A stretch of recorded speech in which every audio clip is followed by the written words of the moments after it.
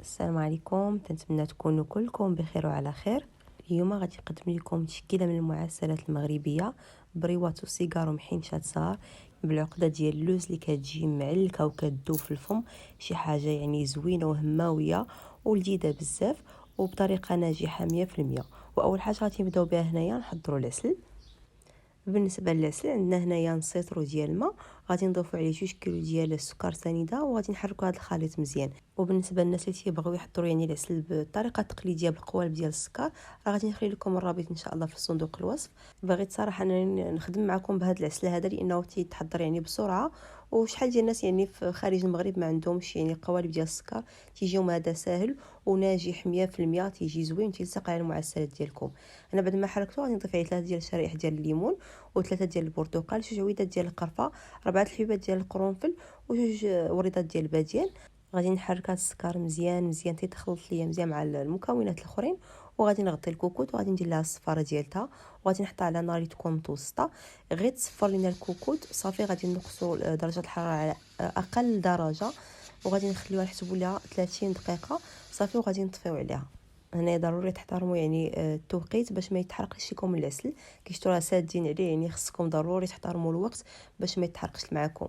صافي هنا بعد ما طبنا العسل كي تشوفوا راه هكا الليمون والحام خداو لينا داك اللوين هكا معسل، دليل على انه العسل طيب معانا مزيان. وهنا غادي نضيف عليه 5 ديال الحبيبات ديال المسكه حره اللي مطحونين ونص كاس ديال الماء الزهر. هنا الا بغيتو تعوضوا المسكه حره بمعلقه ديال الكليكوز تا راه تيجي زوين في العسل، تيولي العسل يعني تيتشمع على المعسلات ديالكم وتلصق عليهم. صافي هنا غادي نصفي هذا العسل من هذا الحامض وهذا القرفه وهذا الشيء وغادي نخليه على جنب حتى يبرد ليا. وهذا هو القوام ديال العسل بعد ما يعني بارد ليله كامله، تيجي هكا معلك وكيجي اللون ديالو هكا زوين وناجح 100%. انا من الاحسن انكم العسل تصايبوه هكا ليله قبل عاد تخدموا به. وهذا هو القوام ديال العسل بعد ما يعني برد ليا ليله كامله، كتشوفوا تيجي عاقد وتيجي ثقيل، كيجي ناجح 100%. وكيشتو معايا راه ما تياخذش معكم وقت طويل باش نحضروه. وهنايا بالنسبه للمعسلات عندي هنا كيلو لاروب ديال اللوز وغادي نسلقوه في الماء اللي يكون مغلي فقط، غادي نخليوه 2 دقائق ولا 3 وغادي نحيدوه. يعني ضروري ما تخليوش اللوز هكا تيبقى تيغلى في وسط الماء، فقط 2 دقائق ولا 3 راه كافيه اللوز. صافي غير كتشوفوا هكا قبل ما يغلى غادي تحيدوه وغادي نحطوه هكا في واحد التفصيل وغادي نحاول هكا نقشروا بهذه الطريقه. يعني كتبقى سهله على انكم تحيدوا تقشروا وحده بوحده، كتحطوا هكا في اناء وكتبقاو تقشروا فيه كلها في نفس الوقت، ومن بعد كتبقاو تستيو هكا اللويزات اللي منقيين والقشور بوحدهم واللوز بوحدهم. وهنايا بعد ما غسلت اللوز حطيته هكا في طاوه، درت على واحد المنديل وخليته تنشف مزيان. غادي ناخذ الثلث ديال الكميه ديال اللوز وغادي نديرها في مقيله وغادي نخوي عليها الزيت الكافيه باش نقليهم وغادي نحطهم على عافيه اللي تكون متوسطه تيتقلى ليا اللوز مزيان وياخذ لينا هكا لوين مذهب. هنايا الثلث ديال الكميه ديال اللوز غادي نقليها والثلثين غادي نخليها نطحنها على شكل عقده، يعني الثلث هو النص، بحال قلتو النص القليل ديال اللوز غادي يتقلى والنص الكثير غادي يتطحن على شكل عقده. وهنايا بعد ما تحمر ليا اللوز يعني خد هاد اللوين هكا مذهب صافي غادي نحيدو ونخليه في شبكه هكا يتصفى. هنايا خديت اللوز يبقى ليا هكا خضر، خليته صراحه ليله كامله تنشف ليا مزيان. نضيف عليهم 220 غرام ديال السكر سنيده. هنايا واحد الملاحظه مهمه، اللوز اللي غادي نقليوه وما نخليوهش يبات، فقط ينشف معنا صافي وغادي نقليوه. الا بات اللوز عاد تقلى ما تيعطيش نتيجه زوينه، ما تيجيش مقرمش، يبقى هكا من الداخل باقي خضر. صافي هنا غادي نحرك السكر مع اللوز مزيان تيتخلطوا وغادي نطحنوهم مزيان على شكل عقده.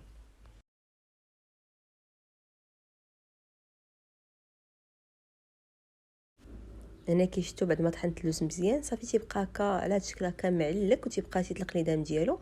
غادي نحطو هكا في واحد القصريه وغادي نطحن اللوز المقلي حتى هو مزيان تيتعلك لينا.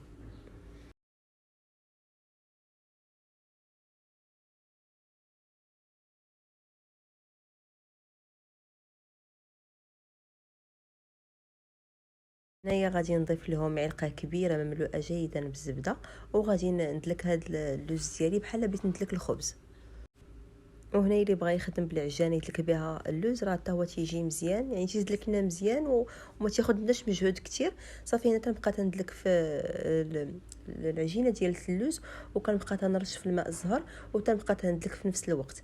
هنايا واخا يخرج معكم ليدام اللوز ما تخافوش، فقط تبقاو ترشوا في الماء الزهر بشويه بشويه وانتم كتدلكوا. هو تيبغي يدلك مزيان صافي حتى تينشف من ليدام ديالو. انتم كيشتونا راه طلق ليا ليدام وطلقوا ليا كثير، ولكن فقط كترشوا قلت لكم هكا شويه ديال الماء الزهر. انا تقريبا خداو مني 10 ديال المعالق كبار ديال الماء الزهر. كنبقى كل مره كنزيد معلقه بمعلقه هكا وتنبقى تندلك.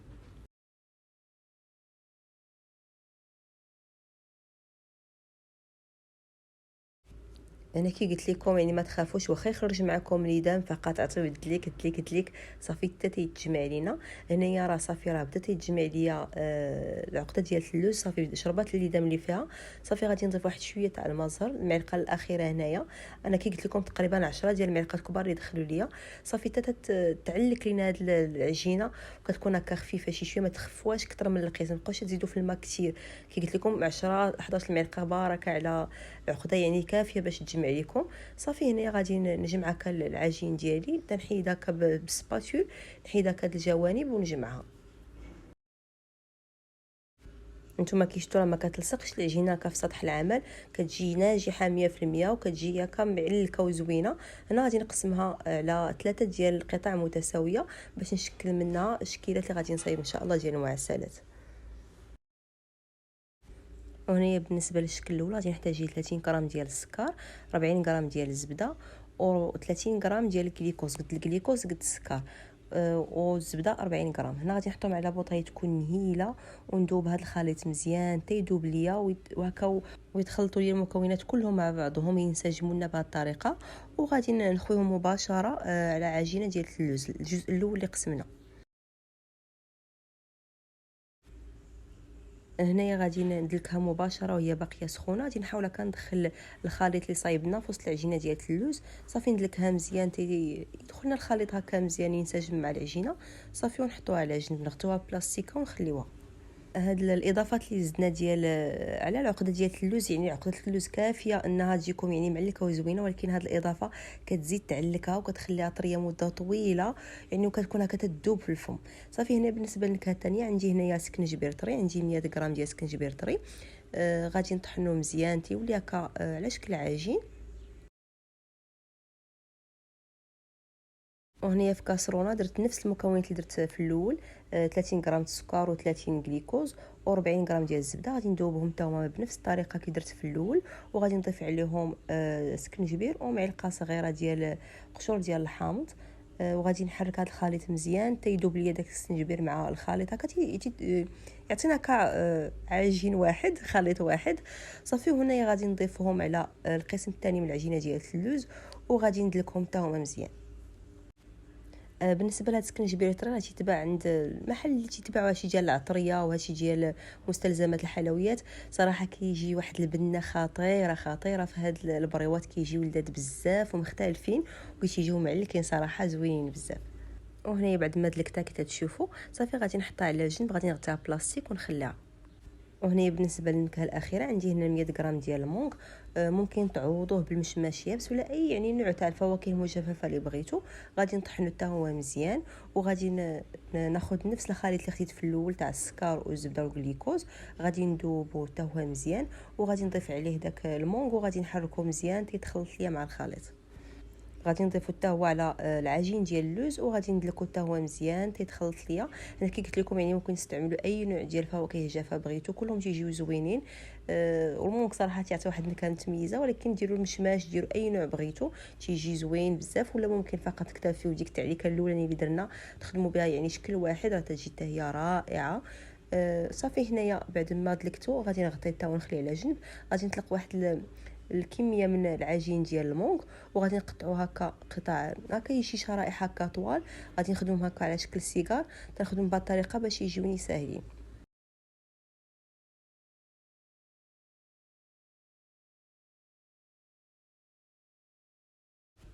صافي هنا غادي نحرب لي بودان ديالي بشكل يعني يكونوا هكا رقاق باش يجيو هكا بريستيش يجيو زوينين، وغادي نقطعهم على حسب القياس تاع الورقه اللي عندي. ملي خديت الورقه قسمتها على شكل مثلثات. من طبيعه الحال الجهه الحرشه هي اللي كنخدموا عليها، والجهه اللي تكون رطبه كتبقى لتحت. كندير لهم هكا بشويه ديال الزيت، وغادي نحط هكا البودان ديالي وغادي نشكل هادو السيجار غادي نشكلهم بهذه الطريقه هذه. كيجيو هكا رقاقين وكيجيو طوال شي شويه.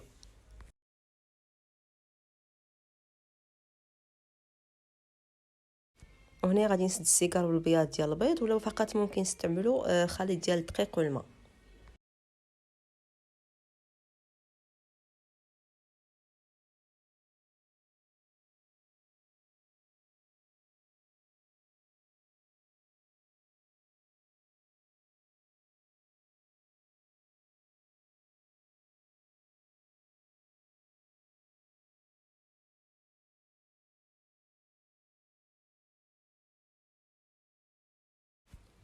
وهنا بالنسبه للشكل الثاني غادي نطلقوا هكا شي شويه بالدلاك. خديت هنا العقده اللي فيها النكهه ديال السكينجبير والحامض. غادي نحاول هكا نقطع شريط يكون شي شويه عرض، وغادي نشكل كل شريط نقطعو هكا على شكل مثلثات.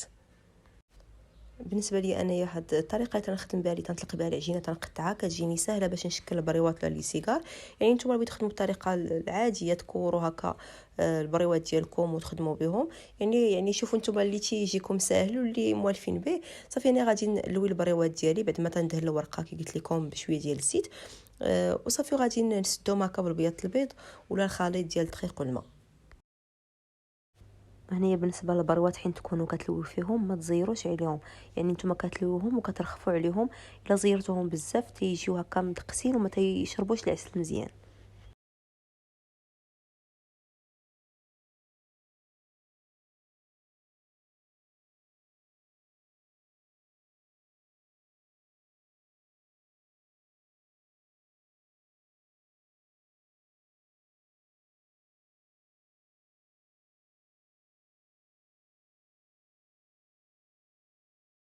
وهنايا نفس الشيء بالنسبه للمحينشات اللي غادي نصايب. غادي نطلق العجينه، هذه عجينه اللي ما كاين زعما درت فيها حتى شي نكهه، فقط ديك التعسيره اللي فيها. غادي نحاول هكا نقطعها شرائط، وغادي نحاول نطلقهم هكا رقاق ونقطعهم هكا على القياس اللي غادي نخدم به المحينشات. بالنسبه هنا للمحينشات ما تكثروش حتى هما عليهم الورقه. في الحقيقه لا البريوات ولا السيجار ولا المحينشات يعني ما تكثروش الورقه بزاف، لانه كي تشوفوا راه البودان تيكونوا رقيقين، ما تكثروش عليهم العجينه بزاف. صافي هنايا غادي نلوي المحينشات بهذه الطريقه هذه وتنبقى تنحنش فيهم. وكيف قلت لكم يعني ضروري تدهنوا هاد المحينشات ديالكم ولا اي معسله باش ما ينشفوش معكم. صافي غادي نكمل هكا المحينشه ديالتي وغادي نقلبها، وغادي هاد الطرف اللي تيبقى شايط ليا غادي ندخلو هكا بسكين، ولا فقط ممكن تسدوه بالبيض البيض، ولكن صراحه نبي نتاكد انها مسدوده مزيان. تندخل هكا بسكين في القنيت ديال المحينشه. صافي وغادي نحطهم في الطاوله.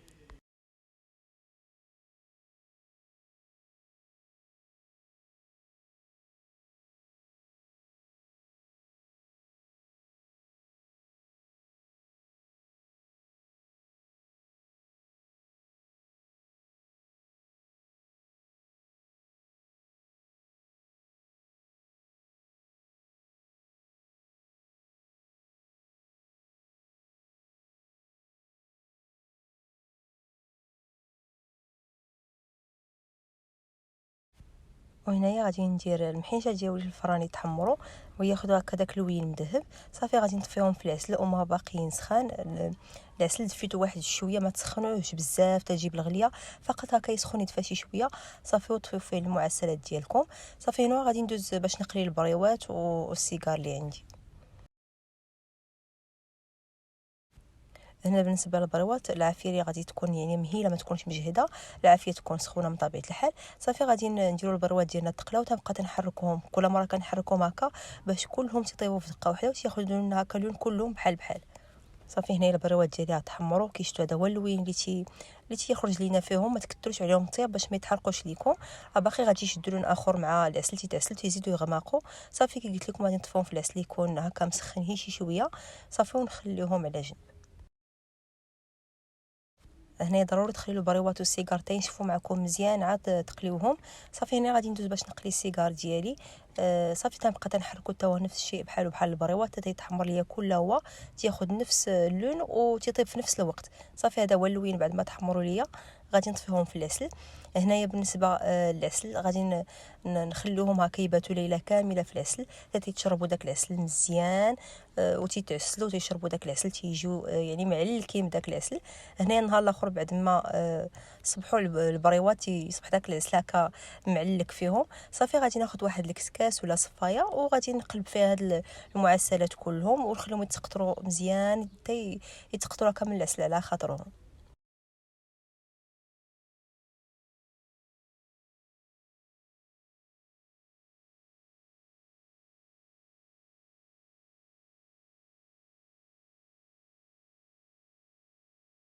وهنايا بعد ما هكا تقطر ليا البريوات من العسل، صافي غادي نزين هكا المحينشات هكا بشويه ديال اللوز كونكاسي محمر وهكا وريضات هكا في الوسط. هنا يعني تزين على حسب الاختيار.